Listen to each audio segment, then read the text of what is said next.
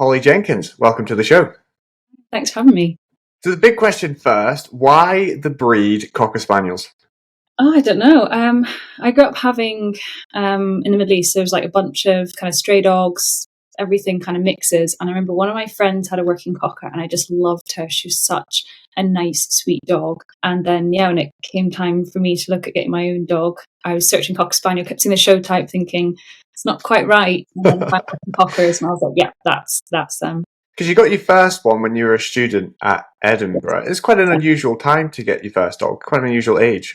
Yeah, I'd taken a kind of year sort of out of uni, and it was in that time when I was just kind of struggling with a few things that I then looked and thought, yeah, this is the time I need. I think I'd grown up around so many animals. I'd grown up with like constant things there to look after and take care of, and I was really noticing the absence, and so it was a perfect time, and that was Hugo. And so, 7 years later, he's still there all the time. So you mentioned that you always grew up around animals. Could you just give us a quick A to Z of your background leading up to your university days?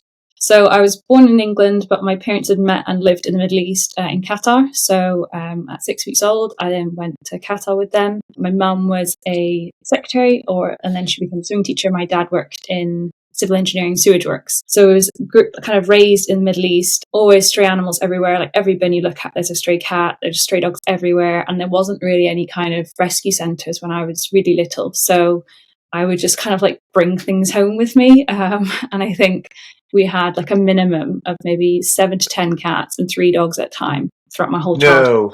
No. The case of like, you bring one in, you rehome it, you find a new one, or some would stay and they'd just be like bedraggled, like one had missing eyes or missing legs, or they just had like holes in them. But so always bringing in animals, no surprise. I then wanted to go and be a vet.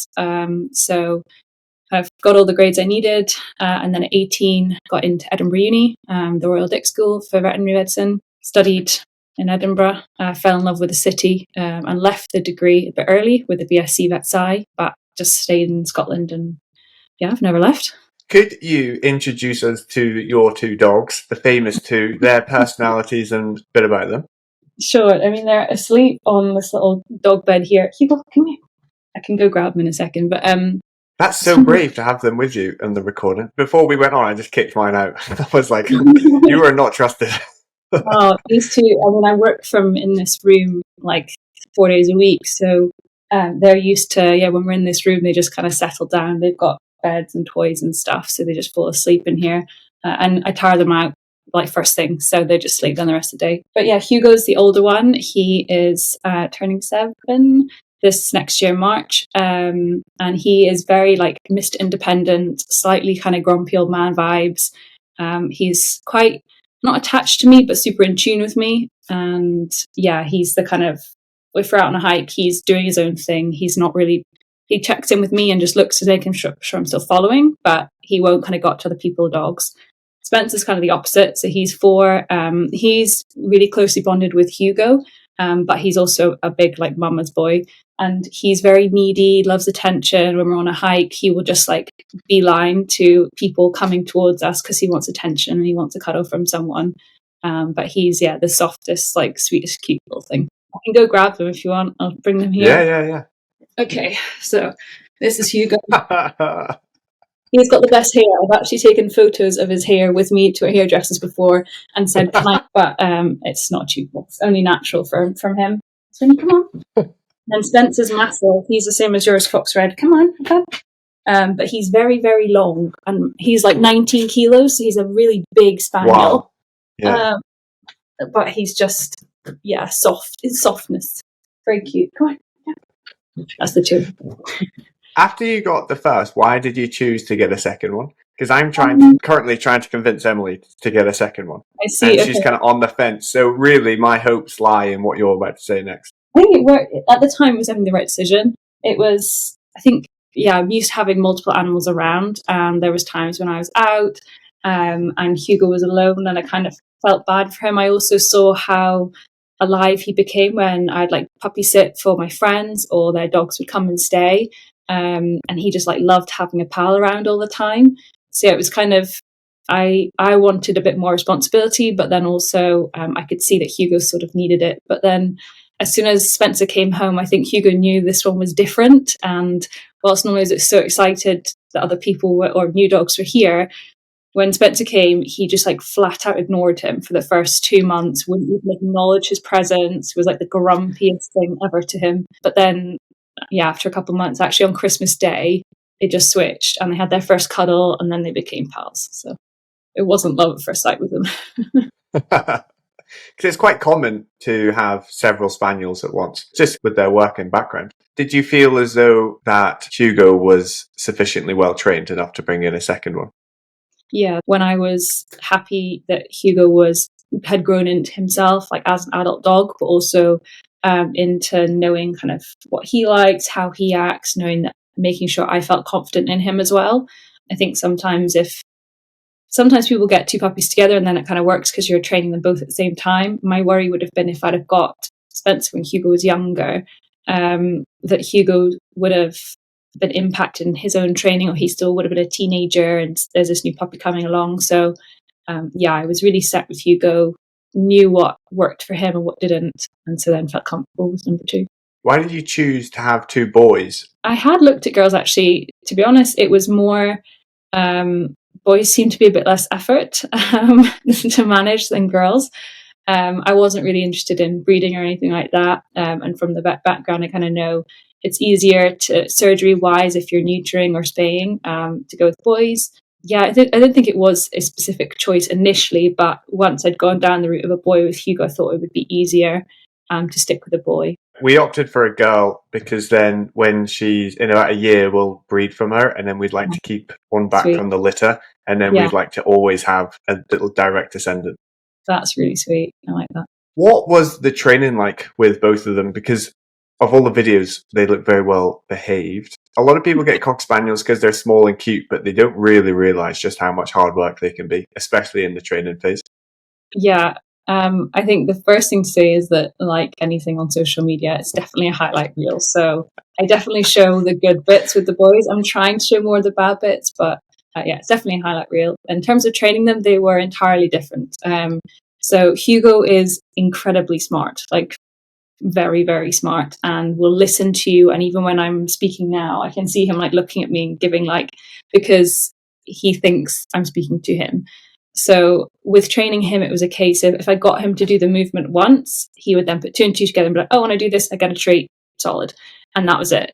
With Spencer, it was so different. He's just like, oh my God, food, and just like panics and like wants to get the food so much that he's just like spinning around and doing every single trick he knows in the hopes that one works, and that's it. He's a beautiful dog, but he is not brains. Hugo is the brains. Then when we're out on hikes and stuff, it was definitely Hugo. I think with things like sheep is the big thing that people get concerned about, especially with hiking. So Hugo just never really bothered with sheep. He found them interesting to look at, but because he was so busy doing his own thing and in his own little world, he would just kind of like observe them and then and not really engage. Whereas Spencer, we did have one incident actually in the Pentlands when he was still quite young, where he saw sheep and went and started to chase. He has a really strong prey drive. And that was a really shocking moment for me because I hadn't experienced that with Hugo. And I had done a lot of recall training, but it just wasn't the right type for Spencer. And I remember thinking, like, if the farmer sees Spencer right now, he 100% is in his rights to shoot him. And that's my fault because I hadn't done the right training with him. So with Spencer, it was, a lot of then training to get the recall down. So kind of did impulse control training where I'd get him to sit at my feet and throw a ball, and he'd have to sit and wait until I would release him to go get the ball. And that I found made a huge, huge difference, just him learning to control that initial chase impulse.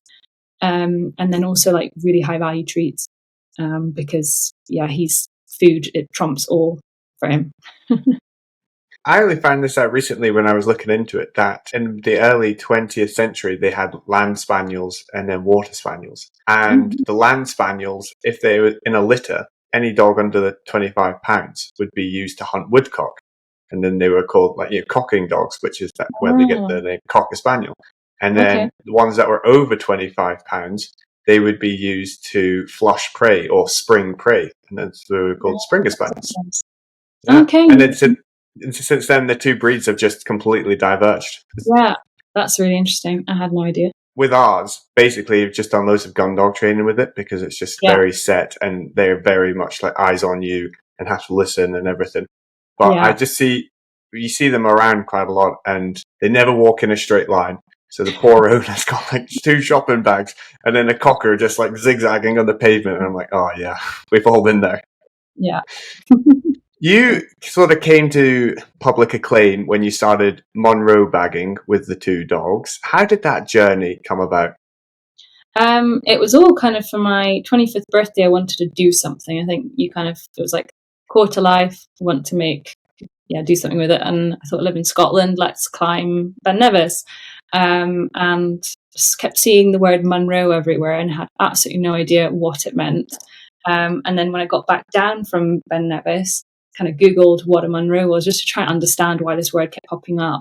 And saw that there was this whole list of Munros to do in Scotland. I found out that there was one that was like, I was staying in Comrie Croft, this campsite. There was one that was like 10 minutes away.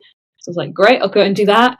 And that was kind of the start of it. And I started off at a relatively, still quick by most people's standards pace. I did like 50 in the first 6 months, and then 20 in the next 6 months. And then I kind of got to the June of 20, something clicked in me and that was it. And yeah, between June then and June of the following year, I did 212 in the space of a year, just powering through them. So it came almost by chance. It was just that I wanted to do this one thing to mark my 25th. How many of the 280 Monroes did the dogs do? They did 269, so they didn't do the Coolins and they didn't do Anakiga, or I'm pronouncing it wrong, I know, but I'm not going to try and but yeah, so there was 13 that they didn't do.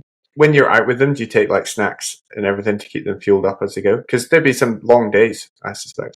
Yeah, so I normally take bags of treats with us, like kind of meaty sausages or stuff like that for them.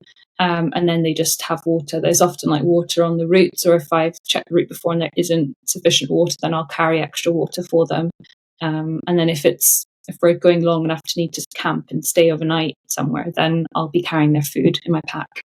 You said camp overnight. You have some of the best videos of you either in a hammock or in the tent. How do you, because Cocker Spaniels just love to be right in your face and lots of hugs. How do you just not get the whole inside of your tent really muddy?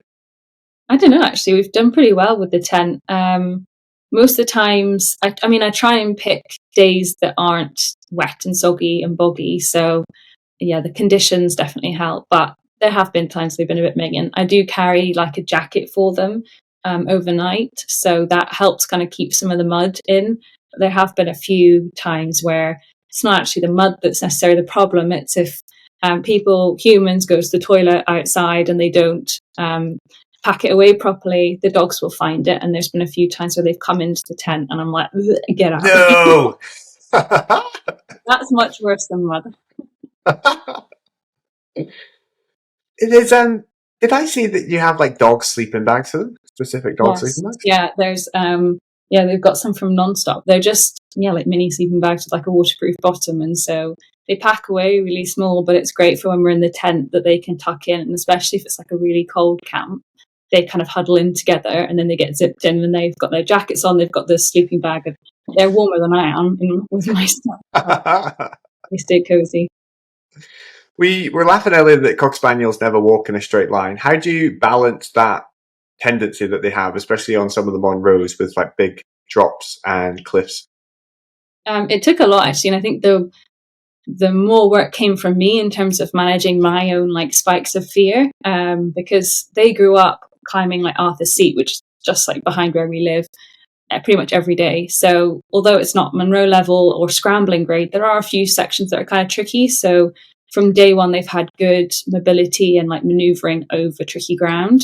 But yeah, the first good chunk of Munros I was freaking out a lot of the time, and I'd have them on like bungee leads and waist leads and stuff. But I found that it became almost like a hindrance to them and me. I'd be trying to climb something and they would jump and pull, and that would pull me off balance, and then they would recoil back, and so they would then risk getting hurt. So I did just almost have to bite the bullet and kind of test them out on some easier ones off lead. And I could then trust that they knew how to handle themselves. They would kind of gingerly approach an edge, glance over, see like, nope, can't go that way, and then they'd come back again. And then also knowing that if I was to call them, they would come back to me. If I did see something up ahead, I knew that they would come back to me. But it was definitely, I had to trust that in them because they are really capable dogs.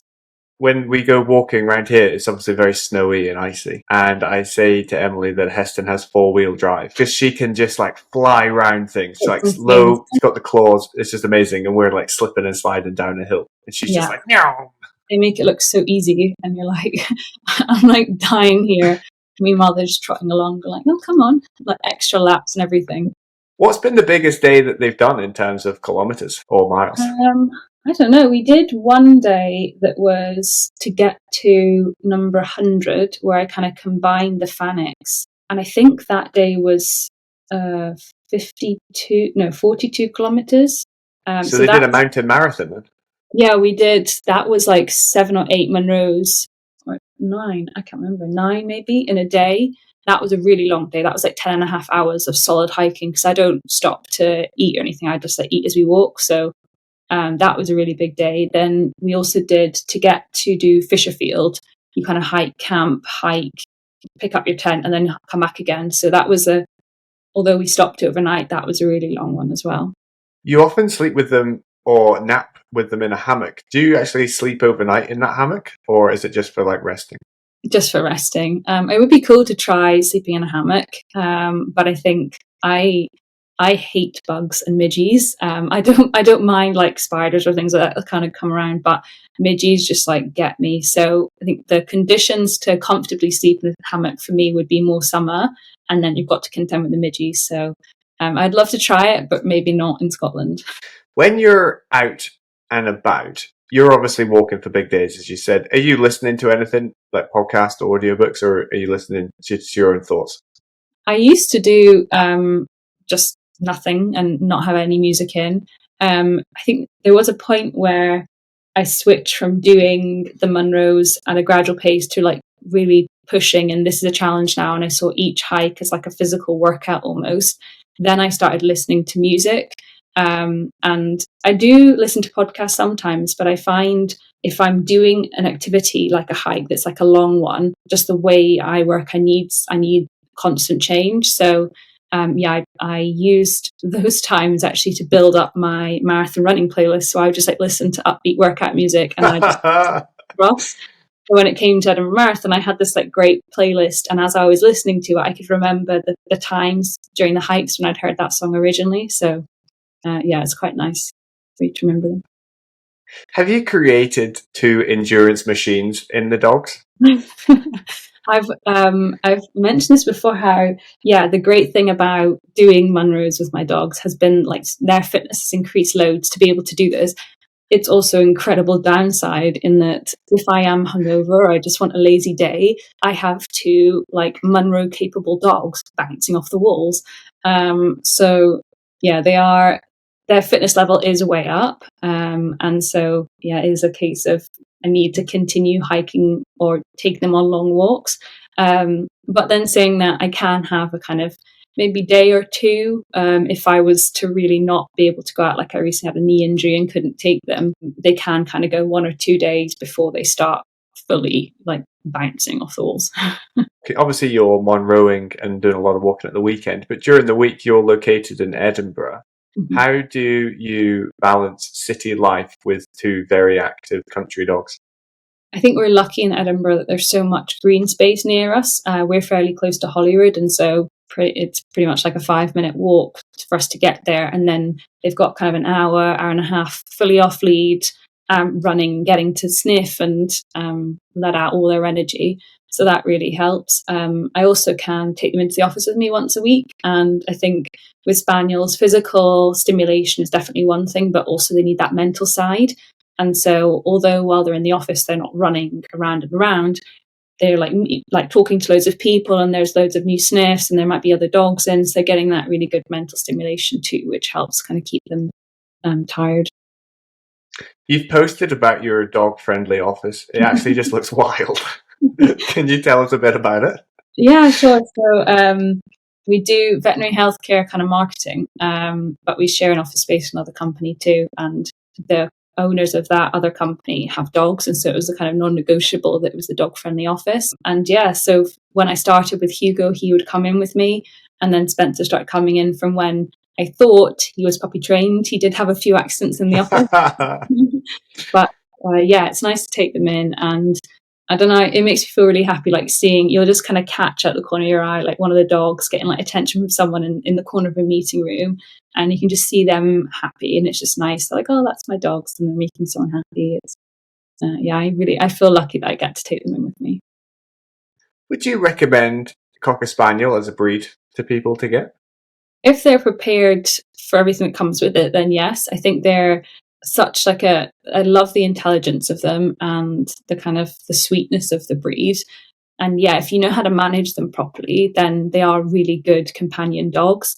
I think a lot of the problems that people associate with Spaniels often come from just simply not being able to drain the batteries enough. I think if I can't remember who said it initially, but it's like they've got so much pent up energy inside them. And if they can't let it out in a productive way, like walking or running or hiking, that's going to come out as destructive behaviors, like be like chewing up toys or destroying the furniture. And so, yeah, I think if people are prepared and able to kind of manage it properly, then yeah, they're great dogs. And now that you have done all of your Munros, what do you have and you seem like quite a challenge orientated person. Do you have another challenge on the horizon? I did want to, well, I want to do next year the West Highland Way. I also want to do the Three Peaks, solo one assisted. And I also want to do North Coast 500, but that's more like a driving one, I guess. I was doing. I thought you were going to say you want to walk the North Coast 500. I was like, no, surely not. Yeah, and then I was doing a lot of running after I finished the Munros to kind of try and maintain my fitness or maintain like my marathon fitness. Fortunately, I've been out for the past 2 months with an injury, so I think returning to fitness will be a challenge for me next year. And I would like to do the Loch Ness Marathon next year also. One of my favourite things I like to do with my Cocker Spaniel is go for a run with them, just because it's so much fun and it just brings us so much joy. Do you run with two attached to your harness, or is it? Oh, you do. Yeah. I was going to ask, how'd you do it? So they're pretty good. I mean, it took a lot of work to get them used to it, but yeah, especially like in the city, you're saying how do you keep them tired in the city? We'd go for runs before work, so I have a kind of waist belt, and then they're both attached to that on their harness. And I found that if I keep them kind of in line with my ankles, then they just trot there the whole time. But it did take a lot of practice to get to that. So I found doing the same boring loop for them, because I find with these two, if it's somewhere new and exciting, then that's when they go that crazy, oh my God, I got to sniff and I got to explore everything. When it's boring to them and they know the route, they know where they're going, they're much easier, or they find it easier to just kind of follow the one track. And so we did that with running. We just did the exact same boring loop many times, so that they got used to that and got comfortable with running in next to me. And then I could vary it and go in new places. But yeah, we would kind of do, I don't know, like half marathons or 30Ks before work with them just trotting next to me, get home, have a shower, and then log on and start work. So they would both be on the same side then? Yeah, they would run next to each other. Yeah. And it was always Hugo on the outside, Spencer on the inside, because one time I accidentally stood on Hugo, and then that was it. Forevermore, he like runs as far as he can because he's going to get stood on again, and he guilts me every single time. But Hugo's on the outside, Spencer comes on the inside. How do you sort of balance enjoying the small moments with your dogs and also wanting to document as much as you can for Instagram? Or are there just so many moments that you just kind of pick and choose as you go? I think this is maybe like a darker side of Instagram or social media or doing kind of content like this. And I was speaking about it recently with Frida from Somewhere Wilder. It becomes hard to be almost like present in some of the moments, because you can't switch off that voice in the back of your head that's going, oh, that'd make a really good video, or like, oh, that's so cute, let me get that on video. And it's because you want to share it. You see that people enjoy these videos, that they, you see these lovely comments, and you want to share those moments. And yeah, it becomes hard to not have that moment and to be just fully present in it, to the point where sometimes it's like you go through the motions and you experience the whole day, and it's only like the next day or the day after that when you look back through the videos and like, oh my God, that was amazing. But you just weren't fully there in the moment, which, yeah, is a shame. And it has changed slightly how I experience those moments. And I'm trying to get better about, okay, I'm taking this video here now and it's going away. But it's definitely something I struggle with, to be fully present in those little moments with the boys, for sure.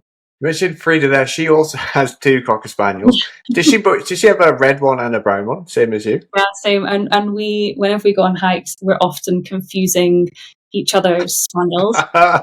So there was one time, yeah, where I was kind of like, I think she was shouting at Wally, thinking Wally was like going miles away.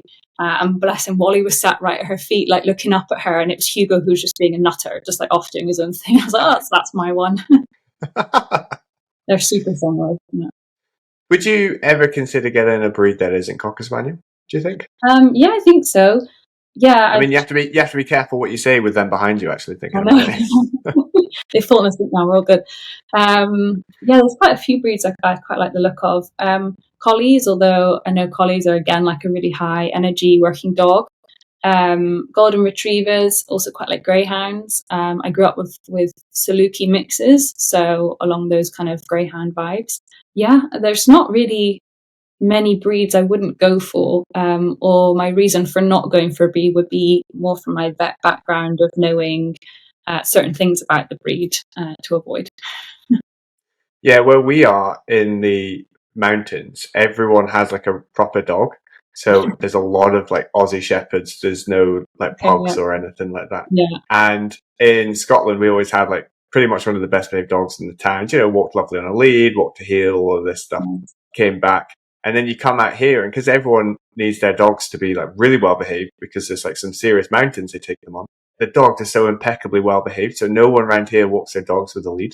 So they'll just be walking through town and the dog will just be at their heels. So we've gone from like being like close to the top of the local park, and then we're down at the bottom because everyone looks at us and we're like, why's your dog on a lead? It's such a flex, isn't it? There's some people down in like, where is it, Newtown, and we're walking to work, who walk their dogs without leads, and you're like, oh God, that's the dream. Like, respect to them for that. The thing is, I think it's harder though for like a spaniel to walk off a lead on a pavement, for example. Whereas we've got some friends who have Labradors, and bless them, Labradors, they're lovely dogs, but they're a bit boring. So then, but they'll just walk like very happily beside you the whole time. Yeah, they're lovely dogs. So not alienate or annoy anyone. Yeah, they're lovely dogs. Less manic and spaniel. Can we expect from the 3 of you going forward? I'm trying to, I guess, like, I struggled with a bit of like imposter syndrome of how my Instagram was very like the best of our best moments. And I kind of didn't show our real life or our going to the office. And so people, because it's what I put out, had this impression that I lived in the Highlands and the mountains all the time. And that's what I did. And Scotland was this amazing place that never rains and it's beautiful weather all the time, which is why I'm trying to show the office. So I think hopefully try and see a bit more of us and have a bit more of reflection of what our normal life looks like. And that in part is trying to reflect my life now, in that post the Munros, I'm not pushing myself in all conditions to be out hiking all the time. I'm doing other things like forest walks, or I'm getting to experience nice dog friendly places and share that. So I think a bit more variety of content, try and show a bit more dog friendly experiences as well, not just hiking, and also things that are a bit more accessible to everybody. So yeah, as I say, like forest walks versus hiking up an extreme mountain. It's interesting what you say there, because you have 180,000 followers. A lot of people just assume you're just a full-time content creator with 2 dogs. Yes, and people have assumed that for a long time. I think I had someone message me, when was it, like 2 years ago, so maybe around like 60k, saying like, oh, how much do you earn a month from Instagram? And like, I really want to go full-time content creator like you. And I was kind of like, I am full-time working and this is my full-time hobby. people do assume it, and I can kind of understand why, because maybe in other spaces, people are able to earn enough. It's hard, I find, to balance accepting work against not wanting everything just to be ad, and also the guidelines are very strict. So people have different interpretations of what ad means, and so I think some people sometimes see the word ad and they think, oh, this person's parroting words that have been said by someone else, where if I'm told I have to say something because I'm like, no, this is my voice. I really value that these people like to enjoy the content I put out, and so I'm not going to be selling them a story. So it then means that I don't get to earn as much because I'm turning down things, but I would rather do that and maintain the voice that I have than pick up extra work that I don't need.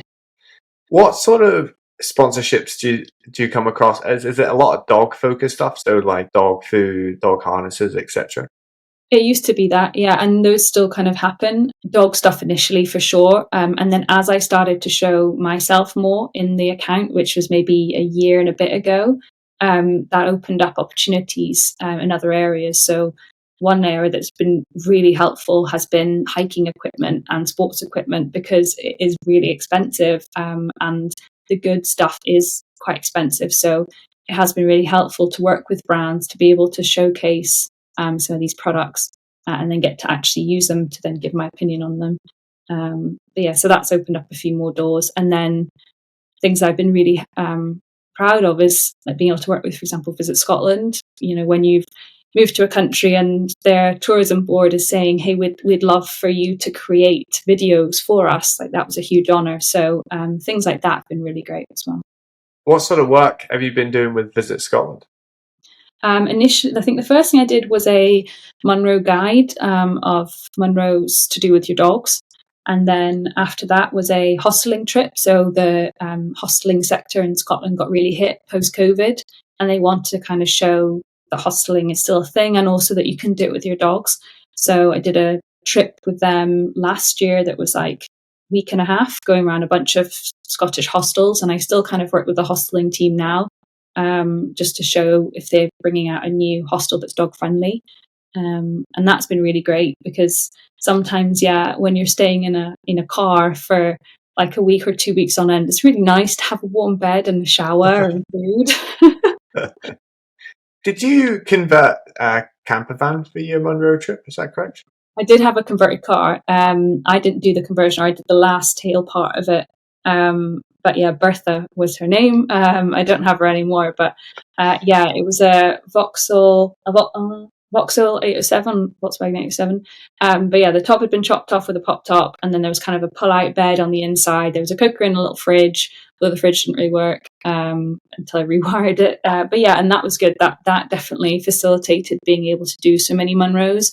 And I bought that July. So it was kind of, I kicked into gear in the June, and then in the July I got that. So I don't think I would have been able to do 212 in a year had I not had a vehicle that allowed me to live out of it for a good few weeks at a time and work remotely. Like I would be like on the banks of a loch somewhere in the middle of nowhere, sending emails to my clients and submitting a PDF, and then finish work, and then I'm up in Munro an hour later. So it was great.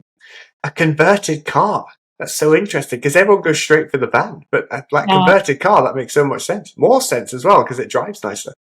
Well, I didn't want anything, because obviously I live in a city. I didn't want a big clunky van, and it was just me and the boys. So something small. I mean, I'm 5'4", so something small was going to work. But this was, it was a people carrier.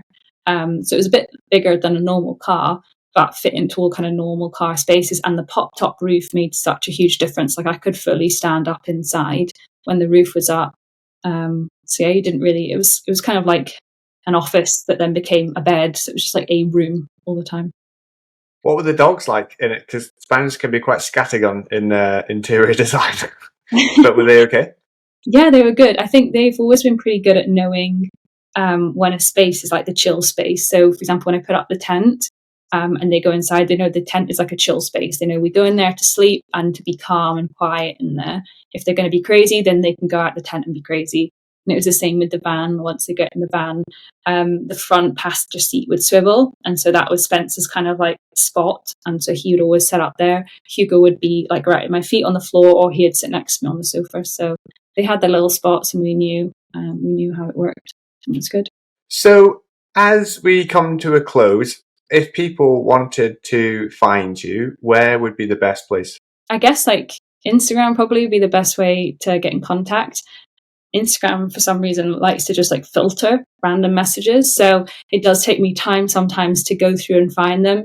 And because there's quite a few and it is just me that mans everything, it does take me a bit of time, but I do like to aim to get back to everybody, and to kind of try and help with that. I think normally once a week-ish, I do a submit Ask Me Anything questions on a Thursday normally. So that's another way that kind of bypasses it, and I tend to just answer the most popular questions I can. Amazing. Well, Hollie Jenkins and the two dogs for their cameo. Thank you very much for coming on to the show. I look forward to seeing your next adventures over the coming years. Thank you. Thanks for having us.